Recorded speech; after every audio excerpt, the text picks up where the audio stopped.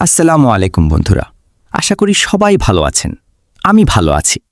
আজকে আমরা এই ভিডিওতে জানব জাহেলি যুগে আরবদের ধর্মীয় অবস্থা ও বিশ্বাস। ইসলামের আবির্ভাবের পূর্বে আরব সমাজকে সাধারণত আইয়ামে জাহিলিয়াত বা অজ্ঞতার যুগ বলা হয়।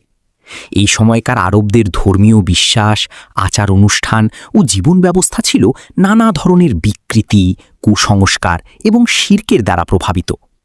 যদিও তাদের পূর্বপুরুষ হজরত ইব্রাহিম আলাইহিওয়াসাল্লাম ও হজরত ইসমাইল আলাইহিওয়াসাল্লামের মাধ্যমে তাওহিদের শিক্ষা পেয়েছিল, কিন্তু সময়ের প্রবাহে তারা সেই মূল শিক্ষার পথ থেকে বিচ্যুত হয়ে পড়ে।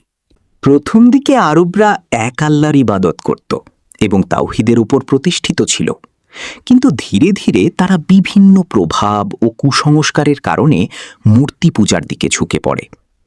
এই পরিবর্তনের পেছনে গুরুত্বপূর্ণ ভূমিকা পালন করে বনু খুজা গোত্রের নেতা আমর ইবনে লুহাই। সে সিরিয়া ভ্রমণে গিয়ে সেখানে মূর্তি পূজা দেখে প্রভাবিত হয় এবং মনে করে এটি একটি উত্তম ধর্মীয় পদ্ধতি। ফিরে এসে সে হুবল নামক একটি মূর্তি কাবা শরীফে স্থাপন করে এবং মানুষকে তার পূজায় আহ্বান জানায়। এর ফলে আরব সমাজে মূর্তি পূজা দ্রুত ছড়িয়ে পড়ে। ক্রমে লাত, উজ্জা ও মানাত সহ বহু মূর্তি আরবের বিভিন্ন স্থানে প্রতিষ্ঠিত হয়।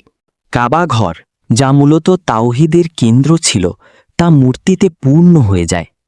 মক্কা বিজয়ের সময় সেখানে প্রায় ৩৬০টি মূর্তি ছিল, যা রাসূলুল্লাহ সাল্লাল্লাহু আলাইহি ওয়াসাল্লাম ধ্বংস করে তাওহিদের প্রতিষ্ঠা করেন। মূর্তি পূজার সাথে সাথে আরবদের মধ্যে নানা ধরনের কুসংস্কার প্রচলিত হয়। তারা বিশ্বাস করত মূর্তিগুলো আল্লাহর কাছে তাদের সুপারিশ করবে। তারা মূর্তির সামনে সিজদা করত, কোরবানি দিত এবং বিভিন্ন মানত করত।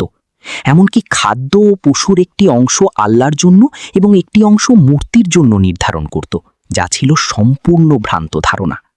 এছাড়া তারা ফাল বা ভাগ্য নির্ধারণের জন্য তীর ব্যবহার করত, জ্যোতিষীদের কথায় বিশ্বাস করত এবং বিভিন্ন অশুভ ও শুভ ধারণা পোষণ করত। তারা কিছু পশুকে পবিত্র ঘোষণা করে ব্যবহার নিষিদ্ধ করত, যেমন বাহিরা, সায়েবা, ওয়াসিলা ও হামি, যা ইসলামে সম্পূর্ণ বাতিল করা হয়। ধর্মীয় ক্ষেত্রে বিকৃতি থাকলেও তারা কিছু ইব্রাহিমীয় আমল যেমন হজ, তাওয়াফ, কোরবানি ইত্যাদি পালন করত, কিন্তু সেগুলোর মধ্যে বহু বিদাত যুক্ত করেছিল, যেমন তাওয়াফের সময় বিবস্ত্র হওয়া, আরাফাতে না যাওয়া ইত্যাদি। আরব উপদ্বীপে শুধু মূর্তি পূজাই ছিল না, সেখানে ইয়াহুদি, খ্রিস্টান, মাজুসি অর্থাৎ অগ্নিপূজক এবং সাবি ধর্মের লোকেরাও বসবাস করত। ইয়াহুদিরা হিজাজ অঞ্চলে শক্তিশালী ছিল এবং খ্রিস্টান ধর্ম ইয়েমেন ও আশেপাশের এলাকায় বিস্তার লাভ করেছিল। তবে এসব ধর্ম মূল শিক্ষার অনেকাংশ হারিয়ে ফেলেছিল এবং বিভিন্ন বিকৃতির শিকার হয়েছিল। সামগ্রিকভাবে জাহেলি যুগের আরব সমাজ নৈতিক ও ধর্মীয় অবক্ষয়ের মধ্যে নিমজ্জিত ছিল। শিরক, কুসংস্কার, সামাজিক বৈষম্য ও নৈতিক অধঃপতন তাদের জীবনের অংশ হয়ে দাঁড়িয়েছিল।